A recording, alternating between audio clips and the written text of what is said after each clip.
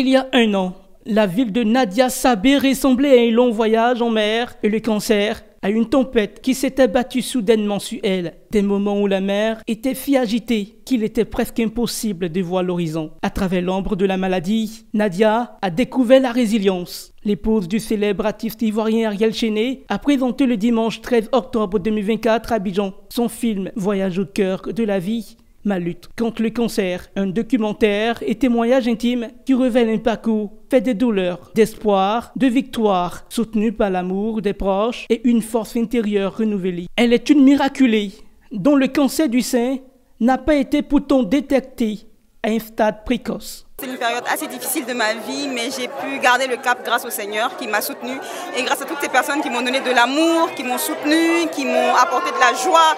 Malgré mes pleurs, malgré mes douleurs, j'ai tenu bon. Et j'aimerais dire à toutes ces femmes-là qui traversent la même chose que moi de ne pas baisser les bras et de confier tout ce qu'elles ont, tout ce qu'elles peuvent traverser au Seigneur parce que c'est lui seul qui a le dernier mot et je pense qu'avec lui, on ne peut jamais taper poteau, tout simplement. Je vous embrasse. Lors de la projection du film, des acteurs et personnalités du monde de la télévision, de la musique, du cinéma, des réseaux sociaux et d'autres domaines étaient présents. Paul-Richard Berry, chef du cabinet du ministère de la Santé, de l'Hygiène publique, de la couverture maladie universelle, a sensibilisé les populations au dépistage précoce en vue d'une prise en charge compétente. En Côte d'Ivoire, on peut soigner le cancer avec tous les services que nous avons au sein du ministère de la Santé, en particulier le Centre national de radiothérapie et d'oncologie Alassane Ouattara qui accompagne les différentes personnes qui sont atteintes de cette maladie. Des invités ont partagé leurs réactions. Je remercie surtout le Seigneur d'avoir agi favorablement pour notre sœur Nadia. Que le Seigneur la bénisse et puis on lui souhaite la guérison.